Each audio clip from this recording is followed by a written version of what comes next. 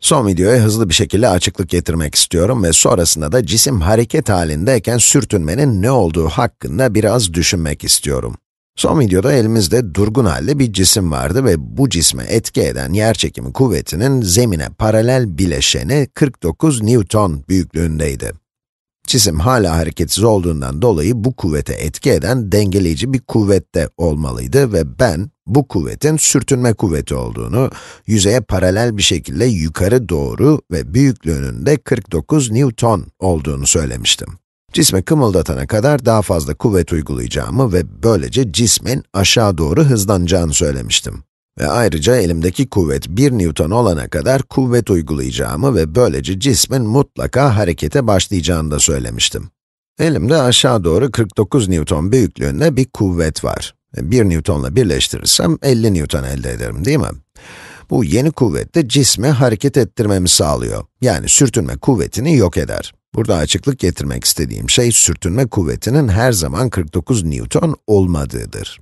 Cisme herhangi bir etkim olmadığı zaman cisme etkiyen paralel kuvvet 49 Newton'du. Yani sürtünme kuvveti de 49 Newton'du ama cismin üzerine 1 bölü 10 Newton büyüklüğünde bir kuvvet uyguladığım zaman sürtünme kuvveti de 49,1 Newton'a eşit oluyordu. Çünkü cisim hala sabit haldeydi ve sürtünme kuvveti bu yeni kuvveti de yok ediyordu. Eğer 1 bölü 2 Newton büyüklüğünde bir kuvvet uygulasaydım, toplam kuvvet aşağı doğru 49,5 Newton büyüklüğünde olurdu ve cisim hala hareket etmiyorsa, sürtünme kuvveti diğer kuvveti de yok ediyor demekti. Ve bu durumda sürtünme kuvvetinin de 49,5 Newton'a eşit olması gerekiyordu. Kuvvet aşağı doğru 49,100.099.999 Newton olsaydı, sürtünme kuvveti de aynısı olacaktı. Ve toplam kuvvet 50 Newton olduğunda cisim hareket etmeye başlayacaktı ve bu da bize sürtünme kuvvetinin artık cismi sabit halde tutmaya yetmediğini ve cismin aşağı doğru ivmelendiğini anlatıyor. Durgun halde sürtünme kuvveti cisme uyguladığım kuvvete bağlı olarak değişir. Şimdi farklı bir duruma bakalım. Evet, ekran biraz karışmış, o yüzden cismi tekrar çizeceğim. Son videoda belirttiğim gibi elimizde ahşap bir yüzey var ve cismimiz de yine ahşap.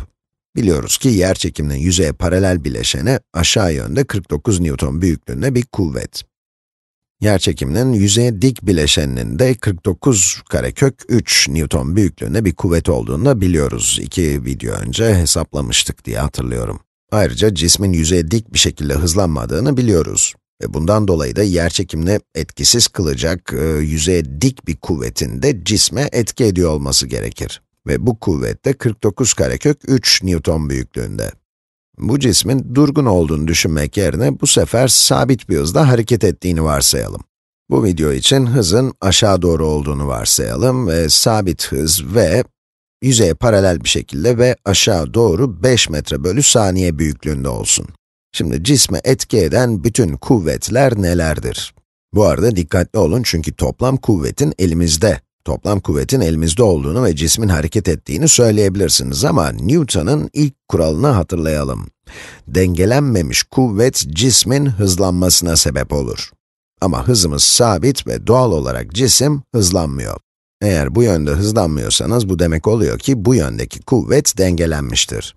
Yani tam ters istikamette cismi aşağı doğru hızlanmaktan kurtaracak başka bir kuvvet olması gerekiyor ve bu kuvvet de 49 Newton büyüklüğünde. Ve düşündüğünüz gibi bu kuvvet sürtünme kuvvetidir. Son videoda sürtünme sabitti ve 49 Newton'du ve cisim de durgun haldeydi. Ve bu durumda elimizde 50 Newton büyüklüğünde bir kuvvet olana kadar cismi dürteriz ve cisim hareket etmeye başlar. Şimdi başka bir meseleye, başka bir konuya atlıyorum. Cisim 5 metre bölü saniye hızla aşağı doğru hareket ediyor ve biz, durgun sürtünmeyi yok etmek için ne kadar kuvvetin gerekli olduğunu bilmiyoruz. Ama biliyoruz ki bu cismin sabit hızla hareket etmesini sağlayacak bir sürtünme kuvveti var ve bu kuvvet, yerçekimi kuvvetinin yüzeye paralel bileşenini tam olarak yok ediyor. Şimdi elimizdeki verilerle diğer bir sürtünme katsayısı olan kinetik sürtünme katsayısını hesaplayalım. Kinetik sürtünme katsayısı. İleride durgun sürtünme katsayısının neden bazen kinetik sürtünme katsayısından farklı olduğunu anlatan bir video çekmem gerekiyor. Bu arada kinetik sürtünme katsayısını Yunan alfabesindeki mü harfi, çok sevdiğim bir harf her zaman, mü harfi ve altına da k yazarak ifade edeceğim. K bu arada kinetiğin k'sını ifade ediyor. Ve bu katsayı sürtünme kuvvetinin büyüklüğü bölü cisme etkileyen dik kuvvetin büyüklüğüne eşit. Yerçekimi kuvvetinin yüzeye paralel bileşeninin değerini biliyorsunuz. Açının da 30 derece olduğunu varsayalım ve böylece kinetik katsayıyı hesaplayabilirsiniz. Herhangi iki materyal için bu formülün genellikle doğru olması süper bir şey. Mesela ahşap üzerindeki ahşap bir cisim veya zımpara kağıdı üzerindeki zımpara kağıdı için doğru oluyor. Eğim, kütle ve hatta gezegen farklı olsa bile veya birisi cisme tepki kuvvetini değiştirecek bir kuvvet uygulasa bile bunu tahmin yürütmek için kullanabiliyorsunuz. Evet, şimdi bize verilenler bunlar.